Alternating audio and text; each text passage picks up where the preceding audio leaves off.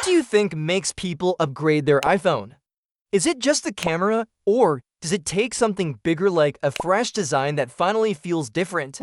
Well, Apple has just revealed the iPhone 17 Pro Max and iPhone 17 Pro, and this year, they're not just throwing in minor upgrades, they've actually made some bold changes.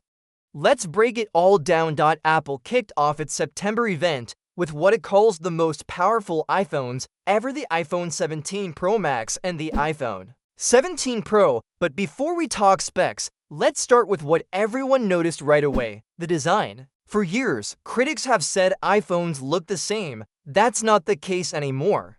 Apple has introduced a wide horizontal camera bar on the back, something the company calls the plateau. It's not as chunky as people feared, but it's impossible to miss. It instantly makes the Pro series stand out from the older models. Now, let's talk about displays. The iPhone 17 Pro comes with a 6.3-inch screen, while the Pro Max stretches to 6.9 inches.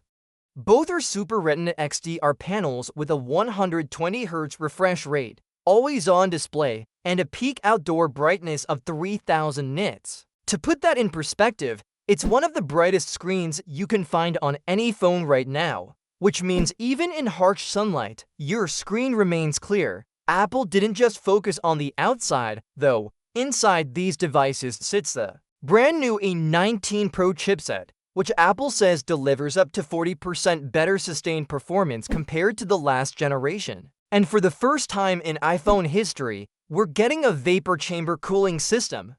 That means whether you're gaming, editing 4K video, or just pushing your phone hard, it should run cooler and stay consistent without throttling. Another big change? The cameras. Both the Pro and Pro Max have a triple 48-megapixel rear setup. The real highlight is the new telephoto lens, which offers up to 8x optical zoom. That's a huge step forward, especially compared to Apple's previous 5x zoom. For people who love photography, whether it's capturing faraway subjects, wildlife, or just detailed portraits, this opens up new creative possibilities. On top of that, Apple has improved its selfie camera. The new center stage front sensor not only delivers up to 18 megapixels, but also brings AI-powered group selfies and auto expansion so everyone fits into the frame. And for video lovers, these iPhones now shoot 8K, ProRes RAW, and even Dolby Vision HDR at 120 frames per second. In short, Apple is targeting professionals as much as everyday users. Now let's talk about the part many people care about most: the battery.